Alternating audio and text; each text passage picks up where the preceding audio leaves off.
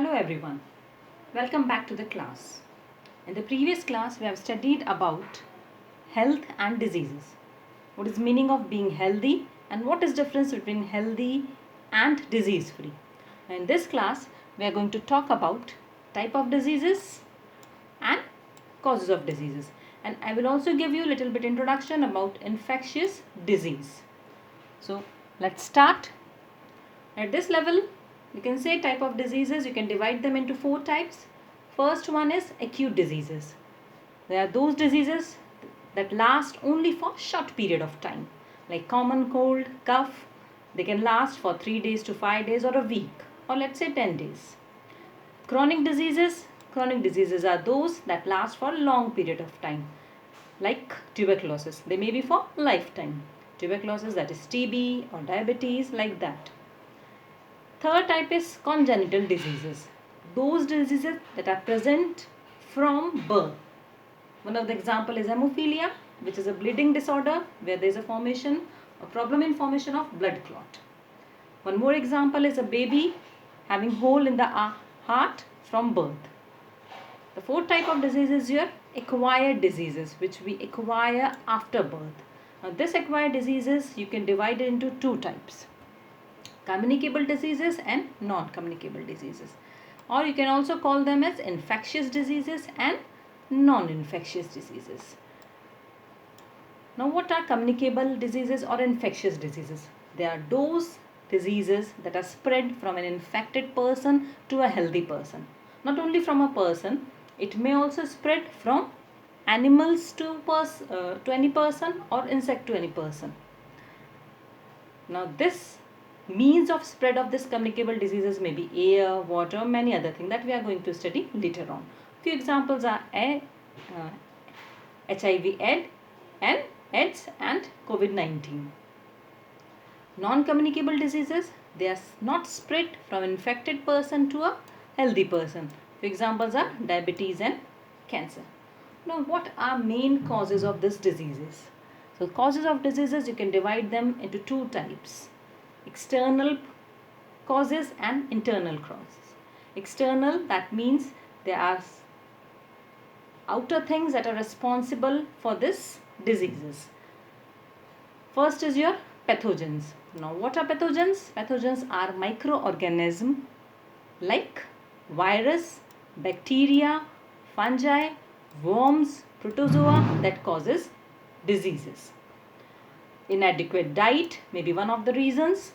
That means if you have deficiency of any of the vitamins or proteins, that can cause 2 diseases. Like for example, if you have deficiency of vitamin A, it may cause night blindness. Deficiency of iron may cause anemia and many more. Third cause is pollutants that may cause many respiratory problems. And external thing, drugs. This can cause damage to your nervous system. Now some intrinsic causes, that is internal causes.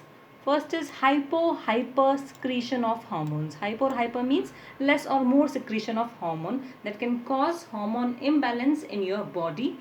For example, it may create thyroid problem. Then malfunctioning of body parts. If your kidney, liver or any part of the body is not functioning well, you may feel sick. Genetic disorders, and then last one is malfunctioning of immune system that may expose you to many diseases. Now here I want to emphasize on one thing. There's a difference between signs and symptoms. When you say I have symptoms like they are manifestation of the presence of diseases, whereas signs, they are definite indication of diseases. I will give you one example.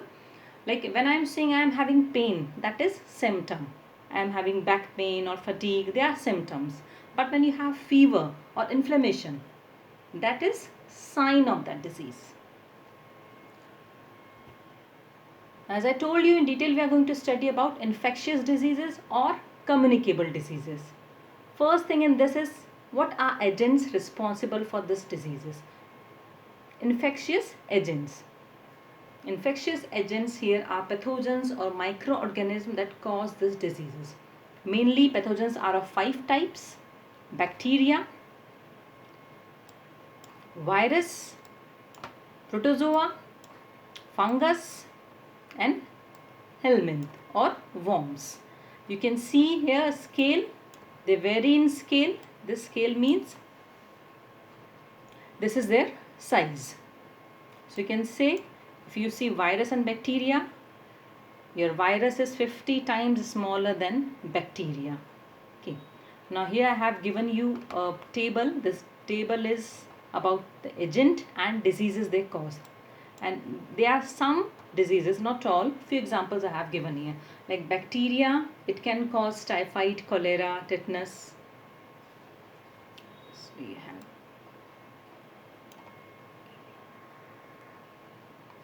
then virus can cause influenza, AIDS, dengue. Whereas fungi, due to fungi you may have some common skin diseases, skin rashes and other problem of skin. Protozoa, generally mosquitoes are carriers. They cause malaria, kala azar, and there are many other diseases. Worms, ascariasis and tenacious. These are diseases that affect your digestive system. You have worm in your digestive system, they affect them. So these are your main 5 pathogens or infectious agent responsible for infectious diseases, and they are different from each other. Their mode of transmission, how they reproduce, how they attack human system are entirely different, and because of that they have different type of medicines for them. Like whatever antibiotics you use for bacteria, you cannot use that antibiotic for killing viruses, because these two are entirely different from each other. Entirely different in the sense, bacteria, it can reproduce by itself, whereas virus, it cannot reproduce by itself. It goes into host cell and then take its mechanism to reproduce. More about that we'll study in next lecture. So just go through the slides and see. If you have any doubt in any of the thing, feel free to contact me. Assignment I have given on last sheet. Please check it out. Thank you very much.